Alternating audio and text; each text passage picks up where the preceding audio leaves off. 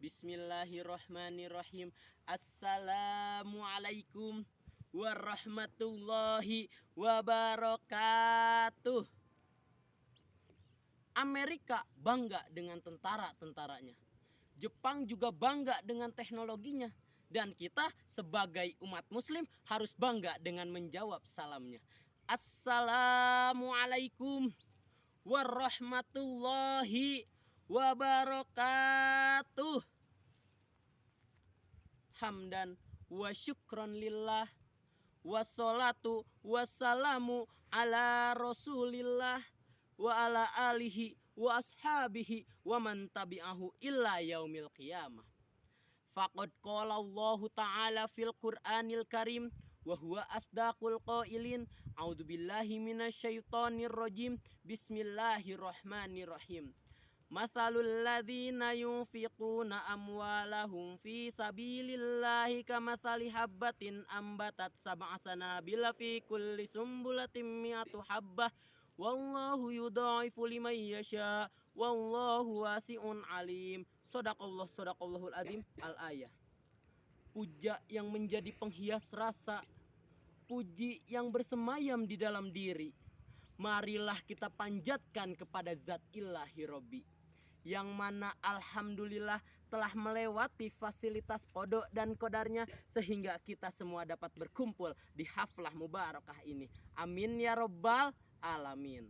Mudah-mudahan perkumpulan kita kali ini bisa menjadikan wasilah jembatan emas kita dalam menggapai ridho Allah Subhanahu wa Ta'ala. Sholawat beserta salam semoga tetap tercurah dan terlimpahkan kepada junjungan alam, Habib tertinggi, baginda tercinta, Rasul termulia, revolutor Islam sedunia, yakni Habibana wan Nabiyana al-Mustafa Sayyidina Muhammad Sallallahu Alaihi Wasallam.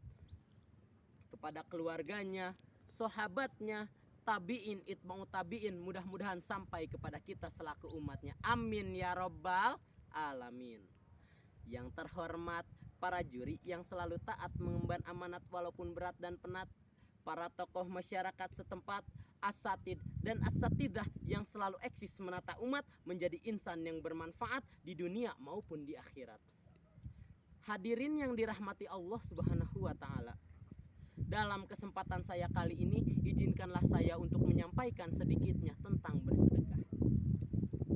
Kata sedekah sebenarnya sudah tidak asing lagi di telinga kita. Akan tetapi masih banyak orang yang enggan melakukan perbuatan yang amat baik ini. Karena apa? Karena sedekah ini banyak manfaatnya. Oleh karena itu kita sebagai umat muslim, umat Nabi Muhammad yang insya Allah menegakkan kalimat tauhid, disunahkan bagi kita untuk bersedekah. Karena dengan sedekah inilah akan mendatangkan kebahagiaan di dalam hati ketika di dunia maupun di akhirat kelak. Contoh manfaat dan barokah dari sedekah ini adalah yang pertama, sedekah menjadi penyebab bertambahnya rezeki. Bersedekah itu tidaklah membuat kita semakin miskin, karena rezeki sudah diatur sama yang maha kuasa, yaitu Allah Subhanahu wa Ta'ala. Akan tetapi sedekah inilah menjadi penyebab bertambahnya rezeki, bukan menguranginya. Karena ada pepatah yang mengatakan, jangan menunggu kaya lalu sedekah, tapi bersedekahlah agar kamu kaya. Bahkan Rasulullah Shallallahu Alaihi Wasallam bersabda, bersedekahlah kalian, karena sesungguhnya sedekah itu dapat menambah harta yang banyak. Maka bersedekahlah kalian, niscaya Allah menyayangi kalian. Bahkan ditegaskan pula di dalam Al-Quran surat Al-Baqarah ayat 261 yang berbunyi, A'udzubillahi minasyaitonirrajim, Bismillahirrahmanirrahim. Mathalul ladzina yunfiquna amwalahum fi sabilillahi kamathali habbatin ambatat sab'a sanabila fi kulli sumbulatin mi'atu habbah wallahu yudha'ifu liman yasha wallahu wasi'un alim. Shadaqallahul adzim. Al-ayah. Yang artinya perumpamaan orang yang menginfakkan hartanya di jalan Allah seperti sebutir biji yang menumbuhkan 7 tangkai. Pada setiap tangkai 100 biji. Allah melipat gandakan bagi siapa saja yang Dia kehendaki. Allah Maha halus, Maha mengetahui. Ayat tersebut menjelaskan bahwasanya Allah Subhanahu wa Ta'ala menjanjikan 10 kali lipat bagi hambanya yang bersedekah di jalan Allah. Lalu manfaat yang kedua adalah bersedekah dapat mengangkat derajat seseorang. Orang yang selalu bersedekah niscaya derajatnya akan diangkat oleh Allah Subhanahu wa taala. Orang tersebut akan selalu mendapatkan keberkahan akan rezekinya, selalu merasakan kecukupan dan selalu merasakan ketenangan di dalam hatinya. Berbeda dengan orang yang bakhil. Kalau orang yang bakhil meskipun ia banyak hartanya, tetapi hidupnya tidak akan tenang dan selalu banyak pikiran yang melandanya.